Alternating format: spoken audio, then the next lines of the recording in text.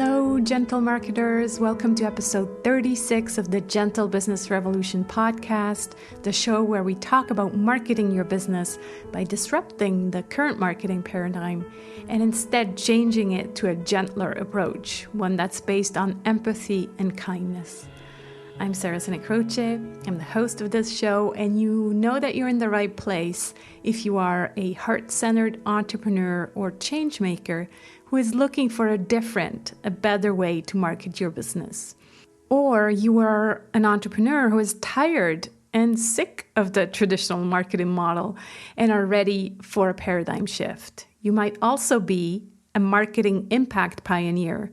That's someone who is working for a company, an organization who does business for good. So today is a regular episode, and it falls under the P of personal power of the Gentle Marketing Mandala. If you don't know what I'm talking about, you can download your one-page marketing plan that comes with 7 days of email prompts to fill out your 7 Ps at sarahsanacroce.com/1, the number 1, page, /1 page. So it was a previous guest, Stephen Morris, who introduced me to today's guest, Chris Cooper. We immediately connected, immediately hit it off. And so I was a guest on his show. You can find the link to that episode in the show notes. And now we turn the mic and I get to ask the questions. I just thought that Chris would be such a perfect fit for this P of personal power, and you'll figure out why when I tell you a bit more about him.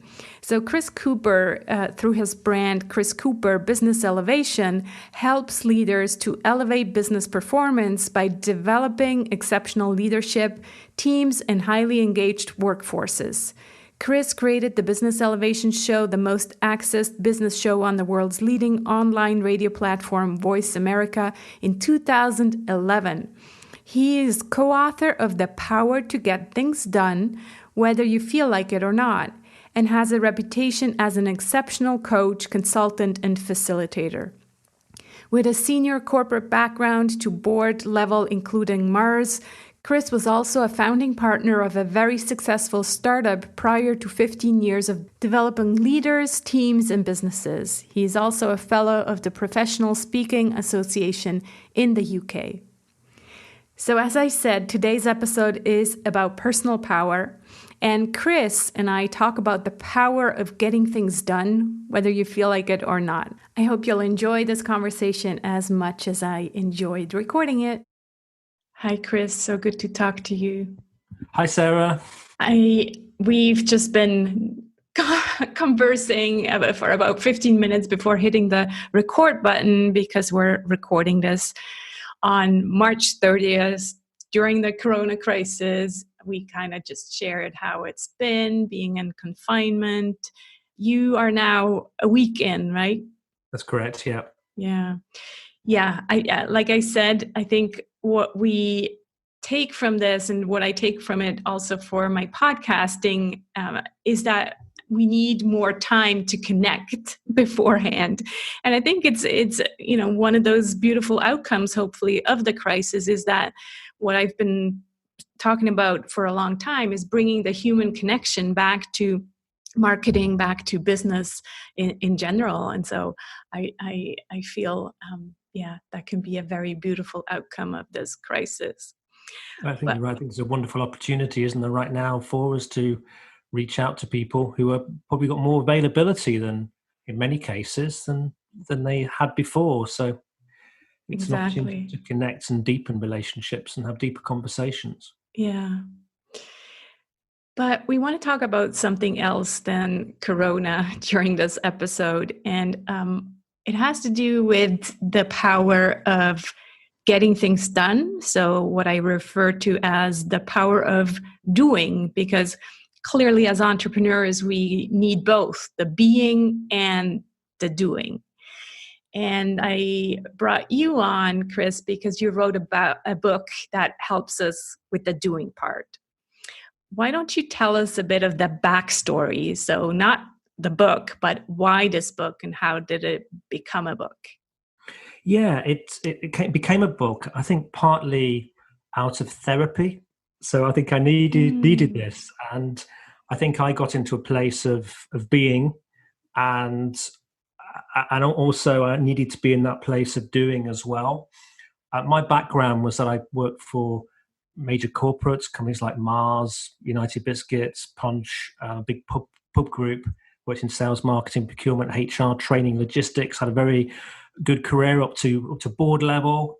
Found myself in a really huge job, and then I set up a procurement consultancy with partners, and we grew that together to a few £1 million of turnover. And I decided to sell my share because I wasn't seeing my family. I was traveling and away a lot. And, to all intents and purposes, been some ups and downs, but I had a very good career and a successful one. And then I decided that I looked back on my life and I decided that I wanted to spend my time helping people. I remember having a conversation in my first graduate job when a sales director walked to my desk and he said to me, Chris, he said, you're just starting your career out. And this week I'm retiring and finishing mine. And I want to share one piece of wisdom with you, and it's this: people are everything. And that kind of has sat with me for many years. And my work today is about helping leaders to elevate their performance, their teams, and build really highly engaged workplaces. And I set out 12, 13, 14 years ago to do this predominantly on my own. And I had a very good first year. And then in the second year, I thought the second year was going to be fantastic. I had about £160,000 worth of work that I'd won. And suddenly I got calls to say that both pieces of work weren't going ahead and I had nothing. And I hit a bit of a low point then. And what I realized was when I look back on my career and I look back on the procurement consultancy that I set up with 3 partners, that there were mechanisms in place that had kept me delivering and doing things and getting things done that in my own business I didn't have in place because I was kind of being with it. I was acting quite serendipitously, and but I just wasn't getting the right things done. And it dawned on me at that point that when you run your own business, certainly on your own, there are a number of things you must get done to be successful, and I wasn't focusing in on them. And I had this low point, and I never forget, we actually, it wasn't a religious experience for me, but I happened to be in a church, and it was not too long after we got married, and we as part of getting married, we had to visit this church so many times, and we continued a few times because we loved some of the people that we'd met there. And I just remember sitting there being so frustrated. Why is this my business struggling? Why am I struggling? And it sort of came to me that I just wasn't doing the things I needed to do, and to get this business to be successful. And at that point, a guy called Dr. Stephen Levinson contacted me from the United States. He'd read something about me in America and said to me, I've written this book about getting things done in the past. It was called Following Through. And would you read it for me? And I read it, and it dawned on me that I needed to put in place strategies to get things done, whether I felt like it or not. And Stephen and I came together. We became friends. He's a clinical psychologist. And we decided that we would write this book together with my business experience to help people. And I thought it would be a great way to help myself. I did not expect that story, Chris, to be honest, that it was also from this place of, being, that you then realized the importance of doing. It's very interesting to me. The other thing you said that is interesting is that when we are kind of hiding behind a label, like a job title, we always kind of know, okay, this is what I need to do today. This is sometimes also it's because the management tells us, this is what you do. And the minute you step out of that framework, out of that job title, all of a sudden it's all up to you as an entrepreneur, and you need to realize what you need to do, and especially you need to realize what are those things that are important. And so it's not just about doing and just randomly doing things, but actually also realizing what is important to get done, right? Absolutely. I think those are 2 different things in a way. Would you agree? I completely and utterly agree. And I think what you've hit on are some of the premises of the book, really, that we've got to get clear about what we want. And challenges where sometimes we've got so much freedom. When in an organization, we're kind of we're constrained. We might have autonomy. In some of the roles I had lots of autonomy, but the whole structure and the system and the vision that you're striving for together, that is set. And when you're on your own, suddenly you're without all of that. I mean, you're even without someone to fix your computer or your printer or to set you up. You've got to do that yourself or hire in people to do it for you. And we can, we find ourselves sometimes limping along rather than, flowing along.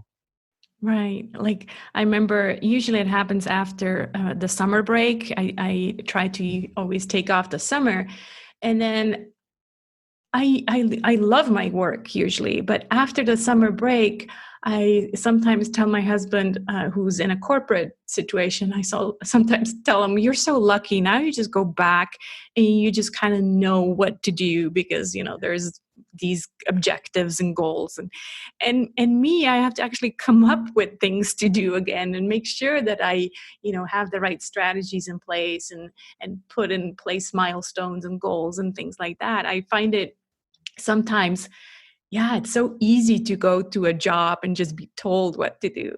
At the same time, of course, it's also, like you said, there's so much freedom in being able to choose what we want to do and focus on. And that can be a downside because we can, if we're curious people, we can get curious in lots of things. Yeah. It's that question is, how do you sort of narrow it down and focus it in such a way that then you can make it very clear where to focus your attention, because there may only be one of you, and that's really key. I think, as you mentioned with your husband there, I sometimes felt that with my wife, who's a GP, a medic. Her work is endless. For us, we have to not only deliver the work, that's often the easy bit. It's finding it and securing it and winning it and packaging it, and there's a lot to think about. Yeah. One concept that I often think about when I help my clients and I notice that they're struggling with getting things done, is this idea of the intrinsic and extrinsic motivation. I feel like for me, I do have this intrinsic motivation, and I just naturally want to create new things and get new things done. And for others, maybe it's not so much the case. Maybe you could talk to us a little bit about this concept of intrinsic and extrinsic. Well, I think when I've been presenting to audiences on this subject, you do find there's a few people who are very good at being very self-motivated, very good at getting things done, and they don't necessarily they've kind of mastered how to do that, whether some of that was through their DNA, through their upbringing, and they're very sort of self-motivated. But it's a small subset of people. The majority of us aren't as great at this. Our minds, if you think about it, were developed over many thousands of years. And if you think of those early cavemen, were they really bothered about developing a business strategy? Were they bothered about serving their kind of clients in the way that we have to do them? The world has become much more technology. No, actually, they were just trying to keep safe, and our minds were wired to avoid pleasure, to focus on pleasure and avoid pain at all costs. So the majority of us will gravitate towards pleasure and will avoid pain, things that are difficult, and therefore that's where some of the challenge lies, in that we all have different map in terms of where we're in flow doing things.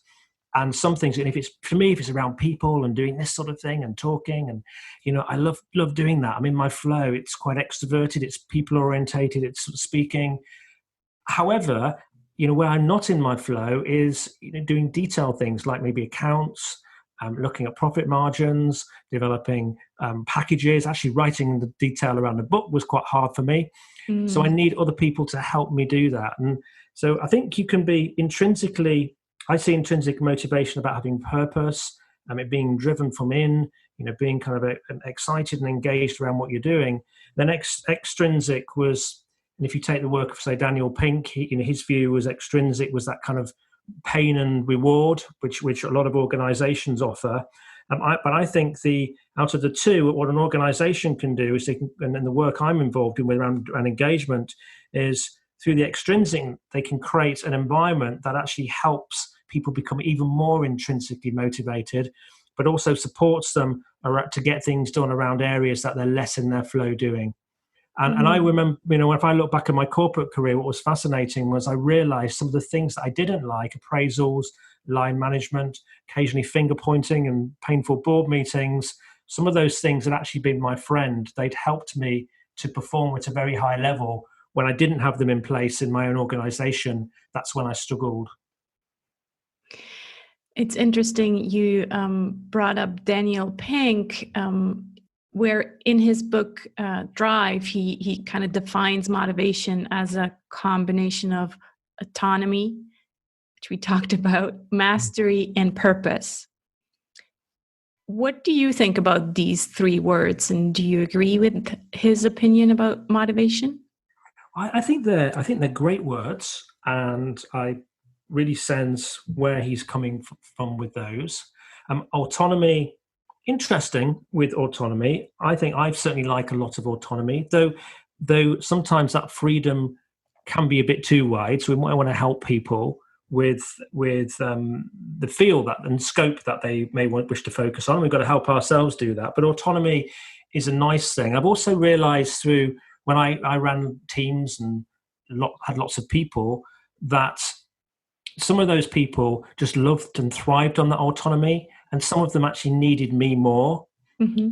But my style was to give autonomy, and sometimes maybe I was a bit too hands off with people when some of them had an operational style where they needed a bit more, regular kind of guidance. So I think it depends partly on the person.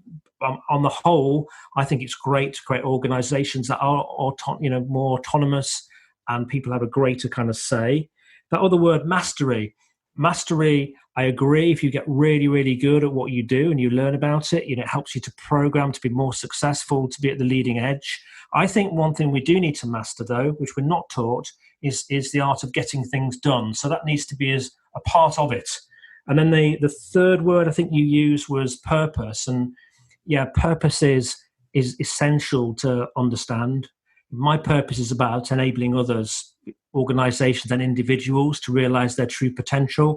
And what that drives on with me is it's driving on my business, but it also means in every conversation, I know my purpose is to help people to realize more of their potential. Every coaching conversation, facilitative intervention, every speech, every time I liaise, I'm always focusing in on that. So that drives me. So I think those words are absolutely brilliant, and I think they can really, really work. Yeah, I use purpose or passion also a lot in the gentle marketing framework, because a lot of times entrepreneurs, they tell me that they hate marketing, right? And the reason they hate marketing is because they don't really tie it into their purpose. They just see it as this thing they have to do without reminding themselves of why they're actually doing it. So if you do remember why you're doing the things that you have to do, and let's face it, we have to market ourselves in order to get more business and clients. But if we forget why we're doing, that's often the reason why we don't like it. And so I do agree with Pink that purpose is an essential part of our motivation. And the same with, I agree with you about autonomy. I would say there's different levels of autonomy that fit people at different times. So if I think, for example, of my youngest right now, he's 13 and he has to, homeschool because we're in this Corona crisis. And yes, he's kind of, the first week at least, he was struggling with so much autonomy. All of a sudden, they're just emailing him all the things that he needs to get done. And all the emails come in on the first day, and he's like completely overwhelmed. And so it takes kind of practice to deal with all the autonomy. And I think that's the same thing with people, especially if you come out of a corporate job and all of a sudden you have all this autonomy as an entrepreneur. it can be actually intimidating. So I agree with you that it really depends. And I think, yeah, some people are just at different stages of how they deal with autonomy. Let's talk about some of the psychological reasons why we don't follow through, and how we can then reframe them, because that's what you're talking about in the book, right? Well, I think the psychology I mentioned there about people being more attracted by pleasure than things that are painful. So some people, marketing might be painful for them Mm-hmm. because they're not in their flow doing it. So obviously, what they need is other people to help them. We talked about the aspect of too much freedom. I think there is psychologically, some of us are more disciplined than others. I have to really work hard on that discipline to do things in a very sort of structured way. I've also realized that there are psychologically, there are times of the day when we've got more energy to do things, and times of the day when we've got less energy. I've done it's an interesting profile. I can't remember the email address, to the web address, but maybe you can add it in the notes or something, Mm-hmm. whereby I got to understand where I'm most naturally effective. And I realized it was one of four sort of personalities identified. There was a dolphin, a bear, a lion, a wolf.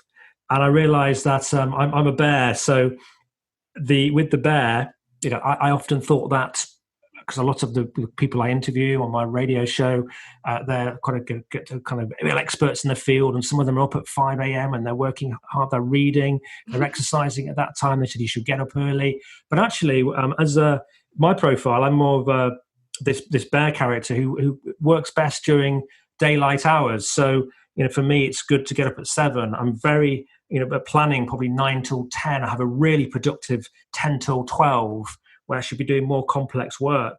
And then actually between 12 and 3, I'm pretty useless. 12 and 2:30.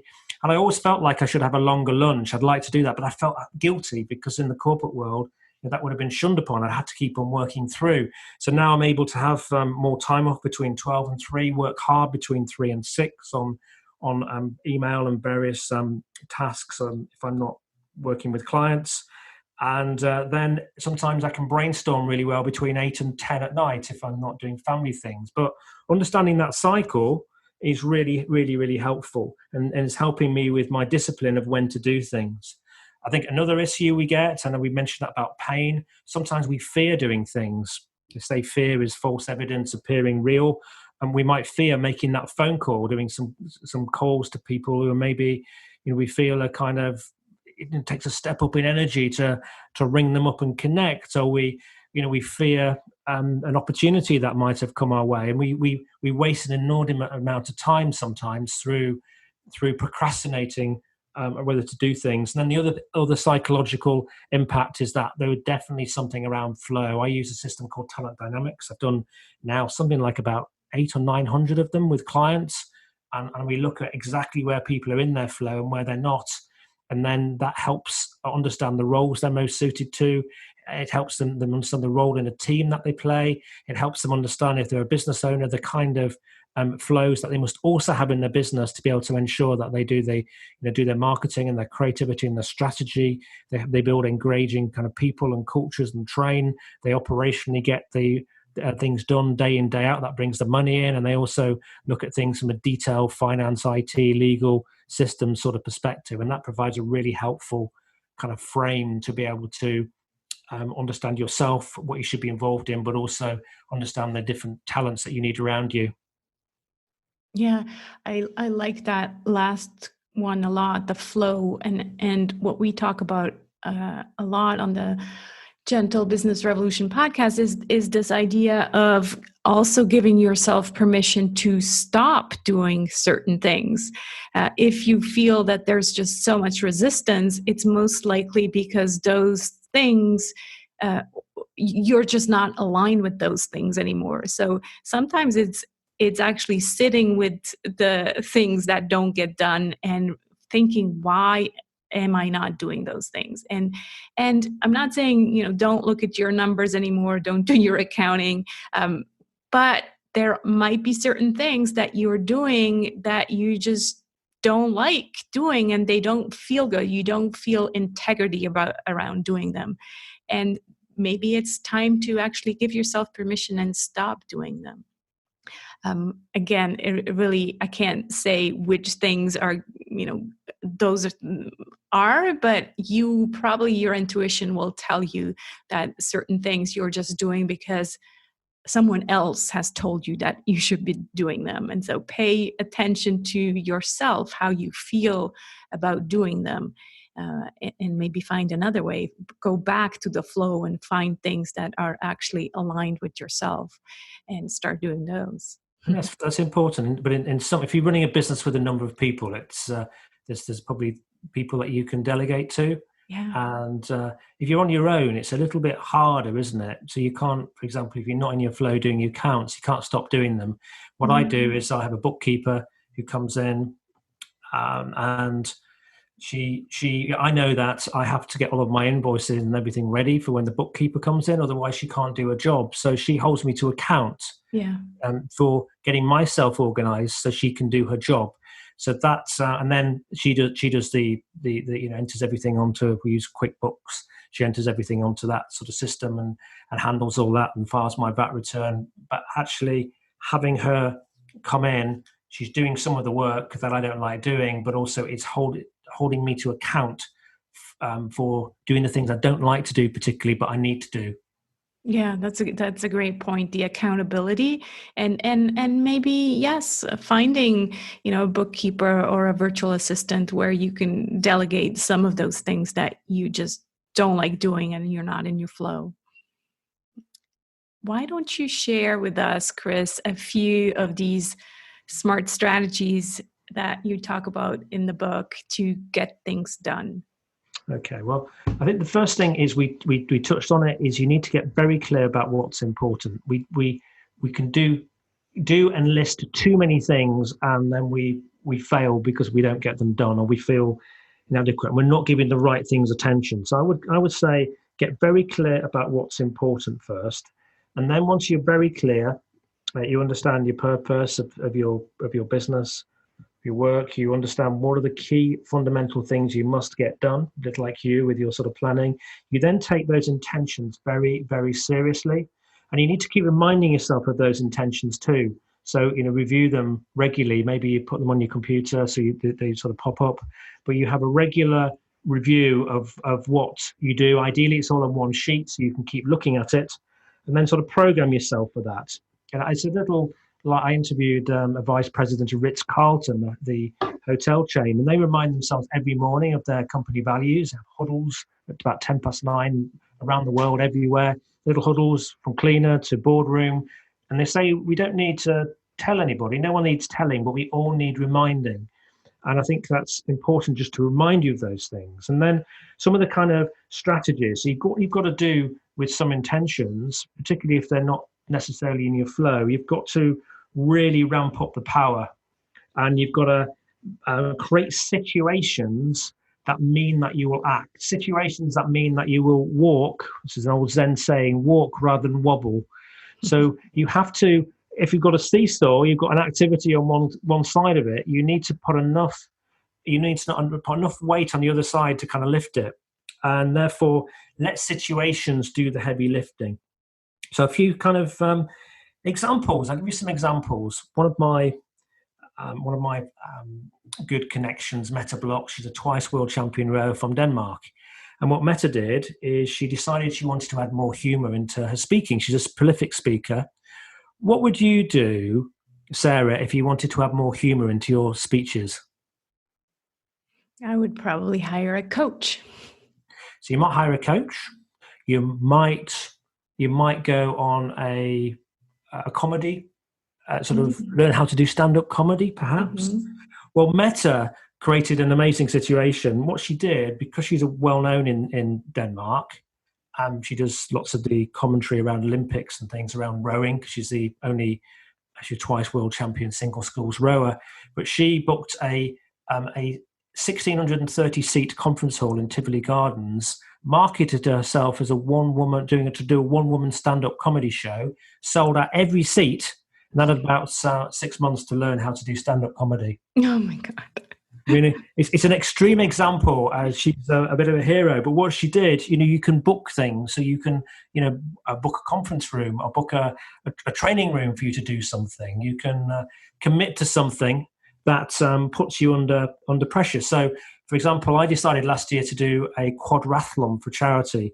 My wife described it as a midlife crisis. 20 years ago, I did a couple of marathons, but I decided that I wanted to do something that would stretch myself. I'd hit 50. And I just felt I wanted to get fitter and I wanted to raise some money for charity. I entered a quadrathlon and booked on, and I got a friend that I booked on as well to do it with me because you have to do it in pairs. So we had to swim a mile over freezing cold loch at dawn, then run 15 miles over 7 mountains, all over 1,000 meters, then do a 7-mile kayak and a 36-mile hilly bike ride. For that situation meant I had to act, and I started to speak to people. So and get them to hold me to account. Somebody who had won the event, so he come third in the event a few years ago, and he gave me a piece of advice. He said, "Chris, that's one bit of advice. What's the one lesson you've learned from doing this event that would help me?" He said, "Chris, if you train every day, this will be the best day of your life. If you don't, it'll be the worst." And so that, and I got various other people to help me with the different events that I knew, and I couldn't swim, barred half a length of front crawl, and I was going to have to swim a mile. But by creating this situation, by booking onto the quadrathlon, what it meant is my fitness improved, and which was the main goal. The main goal was my fitness. My father was also dying at the time, so I wanted something to focus my mind off my father, to get, in terms of keeping my mind positive, so I could help the family the most. And so the fitness was kind of the goal, but the quadrathlon was the vehicle to get myself from in October being a bit fit to being super fit in the July, and that whole event held me to account.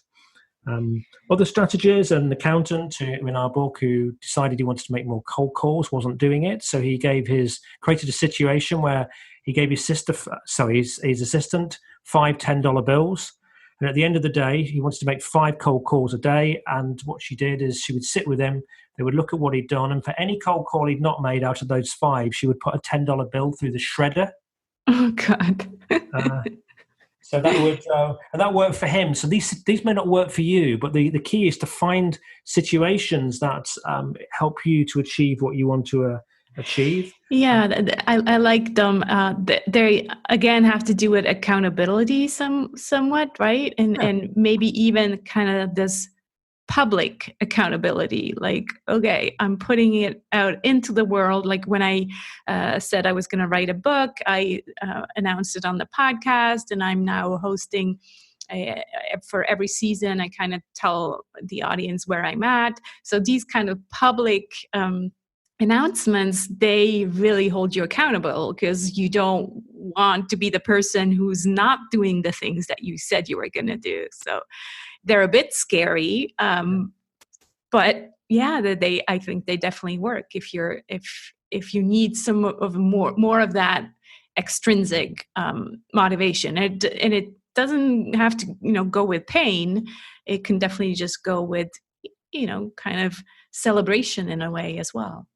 My colleague Steve Levinson, who I wrote the book with, Steve was a clinical psychologist, worked in a big hospital in Minnesota. He was a director in the hospital, and he would see patients after patients who would come with problems of maybe alcoholism, weight problems, drug problems, and generally each one, once they had a session with him, they would be like, "Yes, I'm going to do this. I'm going to stop doing this, and I'm going to get my life back in order." But so many of them failed to do it.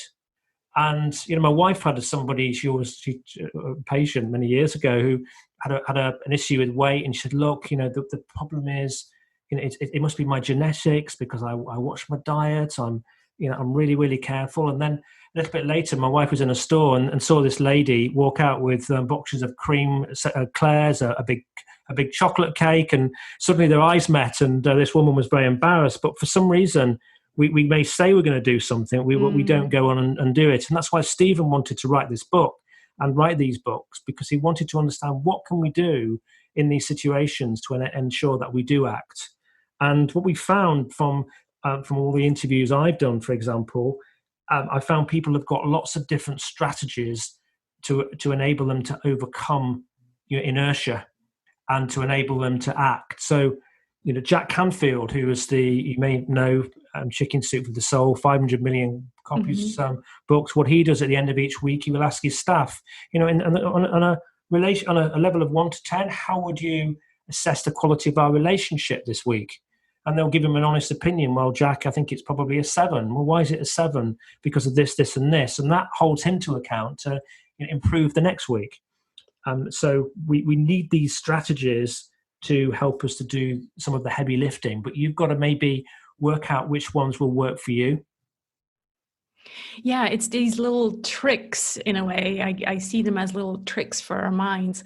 I remember hearing Mike Michalowicz talking about, I think, having his running shoes next to his bed or in his bathroom or something like that, so that he doesn't get distracted and think of not going for a run. But because the shoes are right there, he's like, okay, this is just the next thing I do in the morning. So it's these little tricks that we can use to hold us accountable, but also to maybe reduce the decisions, because a lot of times the reason why we make the wrong choices, maybe it's because we actually get to decide. And so if your shoes are right there, hopefully that will just be, your mind will just think, oh, that's my thing. That's the thing I do in the morning, without having to decide.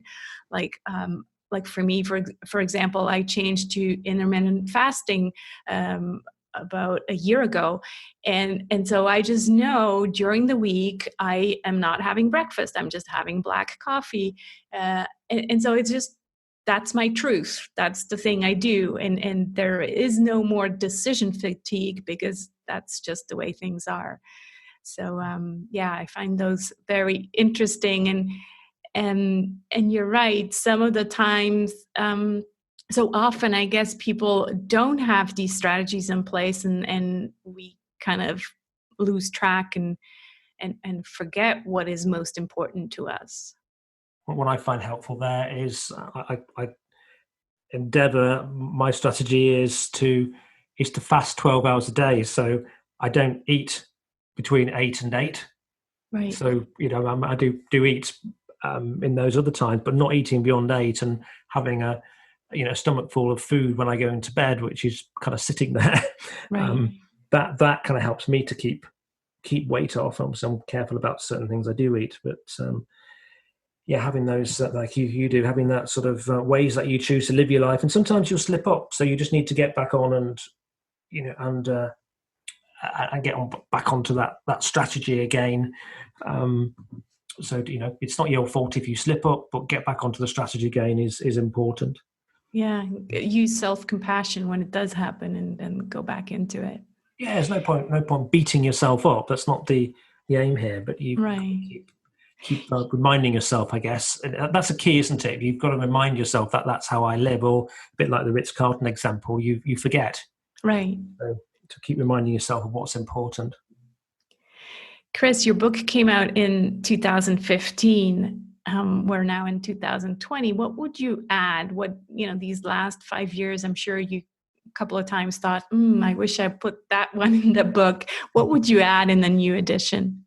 Well, I think there's lots more in the book we've not talked about, and lots of other strategies and leading a horse to water, various other strategies in there. But I think for me, when we did write the book, I wanted to focus it around good intentions. And my co-author said, this book shouldn't be about good intentions. People should be able to use this for whatever purpose. And I think I would have maybe have used it in the context perhaps of, people, planet, and then profit. Just suggesting to people maybe some ways of using this to actually be really effective on things that do good to the world. I think that's something that I would have perhaps included as another layer or angle. I would have maybe have also included more work around this idea of flow that I mentioned, and also this idea of actually we're more in flow at certain times of the day. And then maybe too, there are certain systems that we can utilize. I use reminders in Apple, so maybe there's some technology that we can utilize to get things done. But the aim of the book at the time was just to set out some strategies and some examples that people we know utilize to ensure that they follow through and that they walk and not wobble. They don't wiggle out of things. They get them done. So I probably would, and then there'd be lots of other examples that I picked up as well from all of the people that I've interviewed and have got to know. But that's probably it, really. Wonderful. So again, the name of the book is The Power to Get Things Done. Can I add an extra bit? It's brackets, whether you feel like it or not. That's right. That's the kind of the subtitle, right? Yeah. I think that's an important one. That's the key. It's whether you feel like it or not. Yeah. So have a look, check it out on Amazon or wherever books can be found. Thank you so much for this conversation, Chris. It's been a pleasure.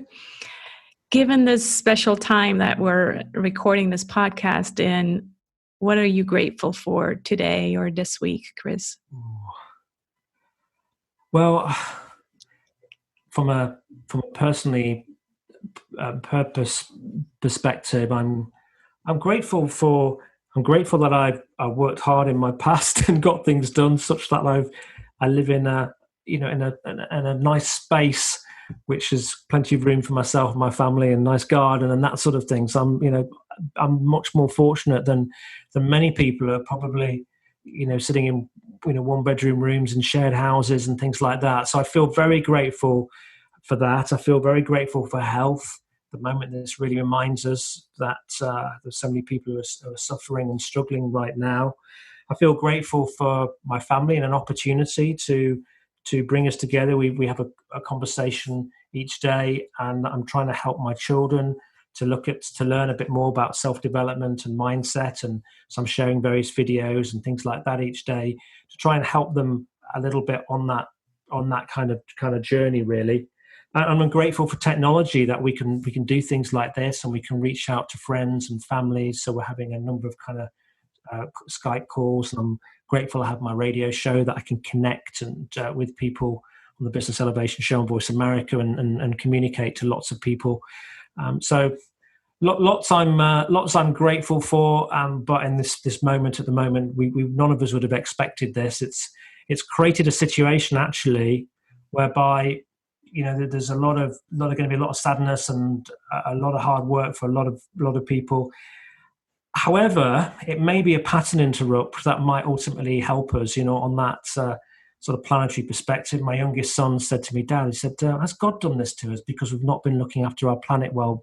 I just hope that this will help put us on a trajectory where maybe we might start to be even more connected and working together internationally to solve some of these problems that we are facing in the world through climate change and poverty and all those kinds of things. So I hope it might kickstart us into a better trajectory when it's all over. Yeah, couldn't agree with you more.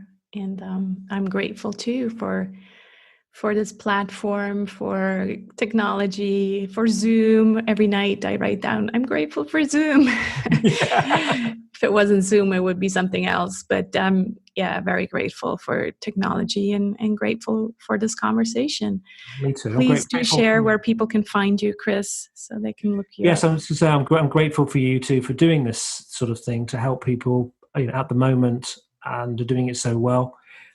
It's this kind of information is helpful. We've got a real learning opportunity at the moment, and this is a really good time to be listening to things like this and learning and developing. You can contact me at chris@chriscooper.co.uk. You can go to my website chriscooper.co.uk, and you can link into me through LinkedIn, Facebook, and Twitter, and those sorts of things as well. And be very happy to hear from anybody who wants to have a conversation. Wonderful. And we'll post all these links in the show notes as well. Thanks again, Chris. This has been delightful. Thanks very much, Sarah. It's been great fun. Thank you. I hope you enjoyed this conversation and will apply some of these tactics to get more things done.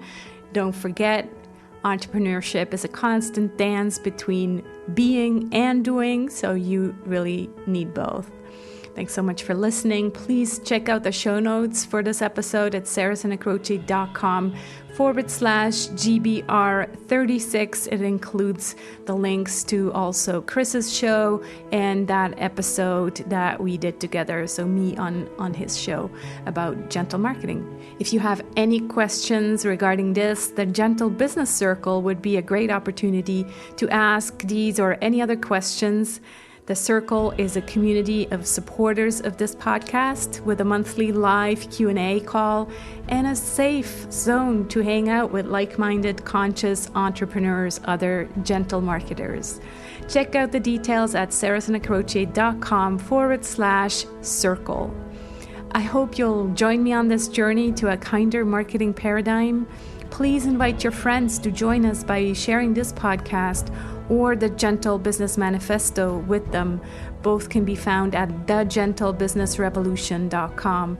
And by the way, if you haven't read the Gentle Business Manifesto yet, I highly recommend you also download that. There's no opt-in. Just head on over to thegentlebusinessrevolution.com and hit on the PDF, and you'll download that directly to your computer. Let's be the change we want to see in the world. Take care and speak soon.